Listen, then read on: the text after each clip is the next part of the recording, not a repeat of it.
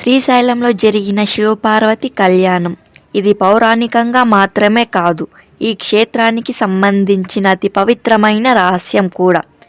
శివపార్వతి కళ్యాణం ఇక్కడ ఎందుకంత ప్రత్యేకం, అది ఏ శక్తి స్థలాన్ని సూచిస్తుంది, ఈరోజు ఆ మహత్యాన్ని మీరు పూర్తిగా వినండి.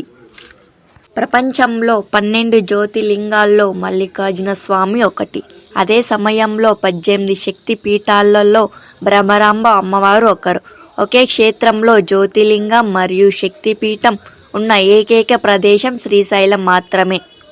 ఇందుకే ఇక్కడ జరిగే శివపార్వతి కళ్యాణం ఇతర ప్రాంతాల్లో జరిగే పూజలలో పోలిస్తే అత్యంత పవిత్రమైనదిగా భావిస్తారు. శివపార్వతి దేవతల కలయిక అనేది పౌరాణికంగా అనేక క్షేత్రాల్లో జరిగిందని చెబుతారు. కానీ ఆధ్యాత్మికంగా పూర్తి శక్తులు కలయిక శ్రీశైలంలోనే సృష్టిగా జరిగిందని ఆ పురాణాలు చెబుతున్నాయి. శివుడు చైతన్య రూపం, పార్వతి శక్తి స్వరూపిణి. ఈ రెండు చైతన్యం మరియు శక్తుల ఒక శక్తి బిందువుగా కలిసే ప్రదేశం శ్రీశైలం.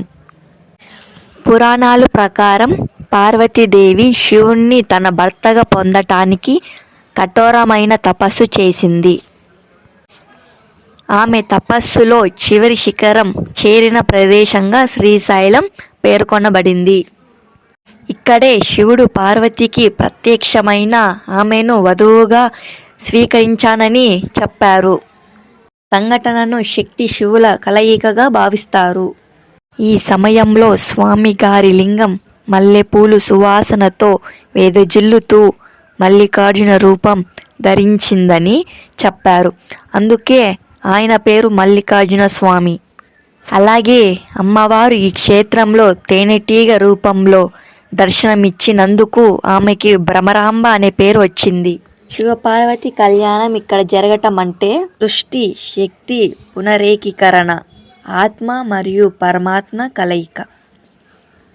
సృష్టి శక్తి పునరేకీకరణ, ఆత్మ మరియు పరమాత్మ కలయిక. జీవశక్తి యొక్క శుద్ధీకరణ. శ్రీశైలంలో జరిగిన ఈ కలయికను పూర్ణశక్తి సంద్రత క్షేత్రంగా బ్రహ్మ విష్ణువు ఋషులు ప్రశంసించారు. ఇక్కడ జరిగే కళ్యాణోత్సవాన్ని దర్శించిన వారికి కుటుంబం శాంతి, వంశాభివృద్ధి, వైవాహిక జీవితంలో సౌకర్యం, ఆత్మీయ శాంతి మరియు మోక్షసిద్ధి లభిస్తాయని విశ్వసిస్తారు.